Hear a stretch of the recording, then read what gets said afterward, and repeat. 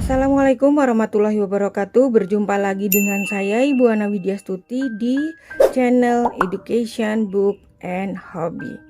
Hari ini saya akan membahas materi yang ada di dalam buku saya, yaitu buku yang berjudul 77 Permasalahan Anak dan Cara Mengatasinya. Penulisnya saya dan penerbitnya Elek Media Komputindo. Hari ini saya akan membahas materi di bab 11 sosial emosional, yaitu anak suka berbohong. Nah, nanti materi yang akan saya jelaskan adalah ada pengertian suka berbohong, apa itu berbohong, kemudian apa faktor-faktor penyebab anak menjadi suka berbohong, gejala-gejala apa saja yang tampak, kemudian bagaimana intervensi dan cara mengatasi anak yang berbohong ini, dan bagaimana cara mencegah anak yang berbohong. Sebelumnya, bagi yang belum subscribe, like, dan komen silahkan. Dan selamat menyimak.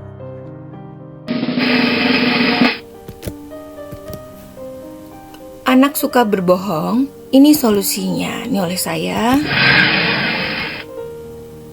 Apa itu berbohong? Berbohong adalah mengatakan sesuatu yang tidak sesuai dengan kenyataannya. Ada anak usia dini yang sudah mengenal kebohongan, tapi mereka belum mengetahui bahwa bohong itu salah dan tidak baik. Jadi, jika di usia ini anak berbohong, tidak selayaknya dihukum. Anak prasekolah biasanya berbohong tentang menceritakan sesuatu yang tidak nyata atau melebih-lebihkan sesuatu. Dan yang kedua, berbohong untuk mendapatkan apa yang mereka mau atau menolak sesuatu. Misalnya bilang kenyang ketika makan baru satu suapan. Walaupun belum boleh dihukum, tapi di usia ini lebih baik jika mulai meletakkan dasar-dasar pengertian bahwa berbohong itu salah, dan kita bilang sangat senang bila anak berkata jujur. Apa sih gejala-gejala yang tampak atau supaya kita tahu bahwa anak itu bohong? Nah, seringkali sulit mendeteksi apakah anak berbohong atau tidak, karena ia masih lugu dan polos, apalagi ekspresinya, dan tidak menunjukkan ekspresi yang berbohong. Nah, yang perlu diperhatikan pada anak-anak bukanlah ia berbohong atau tidak, namun apa yang dikatakannya dan diungkapkannya. Nah, selanjutnya kita bisa pilah-pilah apa yang membuatnya berbohong. Ada unsur positif dan negatif pada kebohongan anak. Yang perlu dicermati adalah unsur-unsur positifnya. Cerita pertempuran anak dengan monster misalnya, maka kita tanggapi dengan pujian bahwa anak sudah berusaha dengan baik, misalnya dengan perbuatan. Pujian itu akan menguatkan diri anak bahwa berbuat kebaikan itu mendatangkan penguatan yang setimpal. Selanjutnya, orang tua atau pendidik perlu mengajak anak untuk menerapkan prinsip berbuat baik dengan tindakan nyata di lingkungan. Nah, yang pada intinya yang perlu diperhatikan adalah apa yang menjadi isi cerita anak. Isi cerita mengungkapkan banyak hal, baik secara nyata yang diungkapkan maupun yang tersirat di dalamnya. Ini gejala-gejala yang tampak. Faktor-faktor penyebabnya. Nah, yang perlu kita ketahui, apa sih faktor penyebab dari anak suka berbohong ini? Yang pertama adalah berbohong untuk menutupi kondisi dirinya. Bualan tentang perkelahian dengan monster atau raksasa jahat mungkin merupakan kompensasi diri. Anak sadar bahwa setiap orang perlu melakukan kebaikan. Nah, kebaikan sering disimbolkan dengan kemenangan satria atau raksasa jahat. Menyadari dirinya masih kecil dan belum mampu melakukan tindakan-tindakan hebat, anak menggunakan cerita untuk menumbuhkan penghargaan pada dirinya. Respon yang tepat dari orang dewasa terhadap bualan semacam ini akan mengubah kebanggaan diri yang semu menjadi kepercayaan diri yang tinggi pada diri anak. Kemudian berbohong sebagai fantasi. Ini biasa terjadi pada anak-anak yang masih sangat kecil atau muda. Anak ingin menunjukkan superioritasnya dibanding anak-anak lain. Anak-anak ini sangat mudah terpengaruh dengan apa yang dilihat dan didengarnya, sehingga terkadang anak belum bisa membedakan mana yang kenyataan dan mana yang hanya imajinasi. Bermain dengan cerita fantasi sebenarnya bukanlah suatu hal yang salah, tapi sebaiknya orang tua memberitahukan anak bahwa semua itu hanya pura-pura atau tidak nyata. Bu, aku tadi bisa terbang seperti Superman. Begitu contoh anak yang berbohong sebagai fantasi. Ada juga anak yang setelah berjalan-jalan ke kebun binatang mungkin dibumbui pertemuan anak dengan dinosaurus. Tadi aku ketemu dengan dinosaurus dan lain sebagainya. Atau pengalaman anak setelah berkunjung ke museum anak bercerita kalau ia menjadi pilot pesawat tempur dan lain sebagainya. Berbohong untuk meniru. Nah, meniru seperti dongeng, cerita, atau film anak-anak.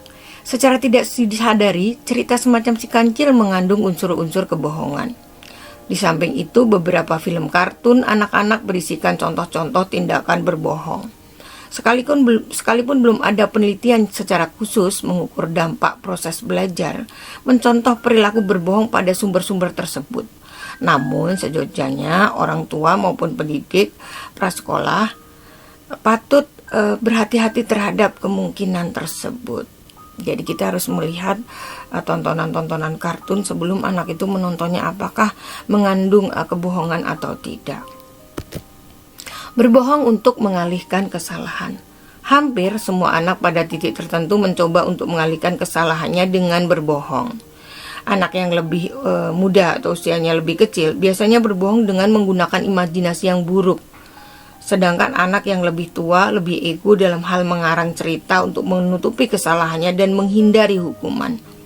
Hampir semua anak pada titik tertentu mencoba mengalihkan kesalahannya dengan berbohong. Emosi yang bekerja di sini adalah rasa bersalah, kecemasan, dan ketakutan. Itu pun pecah gara-gara kucing jadi keramiknya hancur gitu misalnya. Itu kan pecah gara-gara kucing jadi keramiknya hancur. Jawab anak yang ngeles untuk menutupi kesalahannya.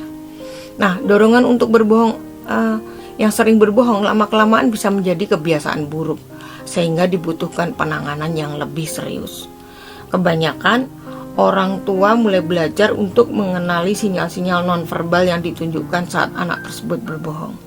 Bu, aku pergi ke rumah, Alek ada belajar kelompok, katanya, padahal tujuannya hanya ingin bermain.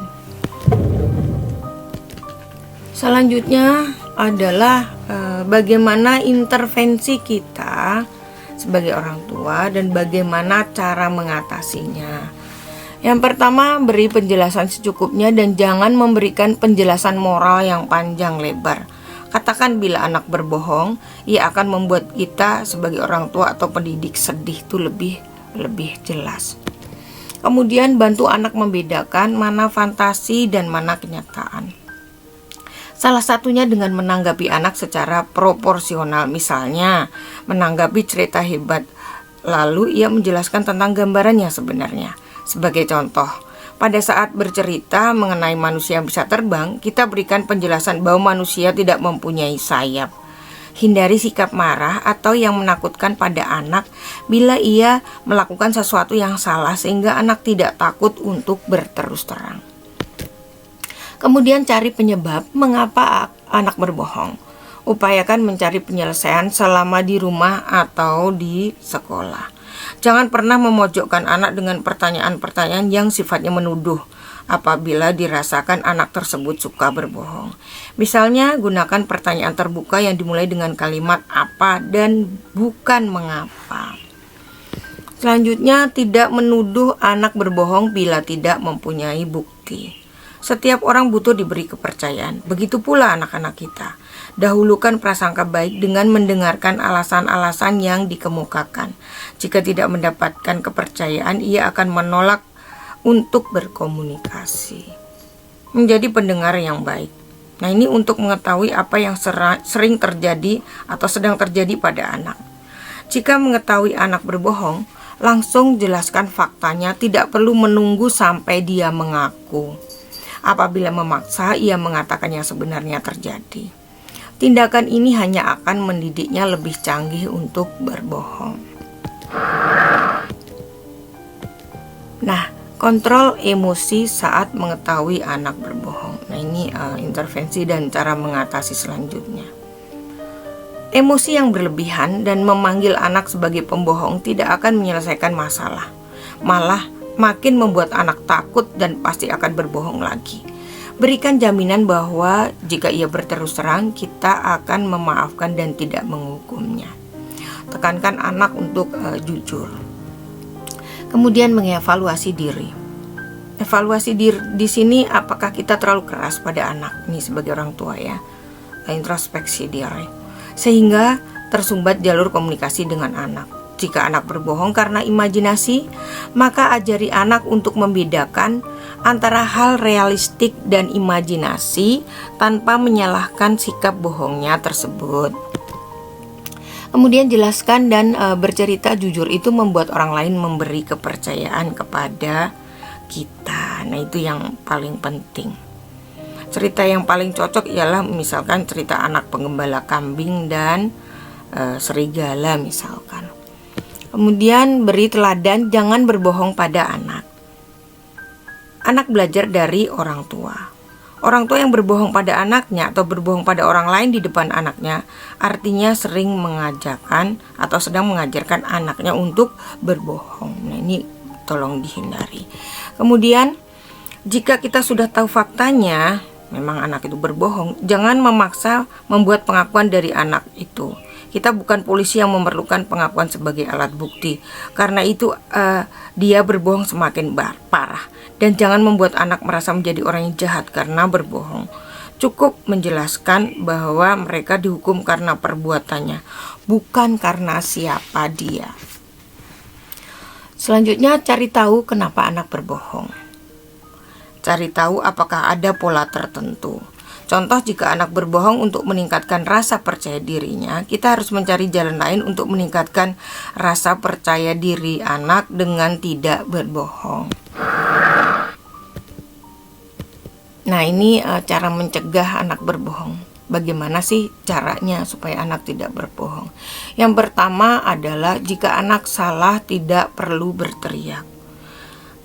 Lebih baik ketika kita marah, lebih baik kita cooling down dulu, karena kalau marah besar ini sangat mengerikan bagi anak dan membuat takut.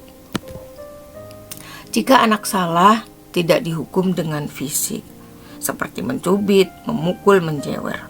Hukuman fisik tidak membuat anak mengerti sebab akibat perilaku yang ia mengerti hanyalah orang tuanya marah. Kemudian latih keterampilan berkomunikasi. Fokus pada masalah dan perasaan kita, bukan kepada mencari tahu siapa yang berbuat salah atau menyalahkan. Apresiasi saat anak berkata jujur, misalkan dengan terima kasih kamu sudah berkata jujur, atau peluk anak dengan mengatakan ibu bangga pada kamu karena kamu sudah jujur. Itu contohnya.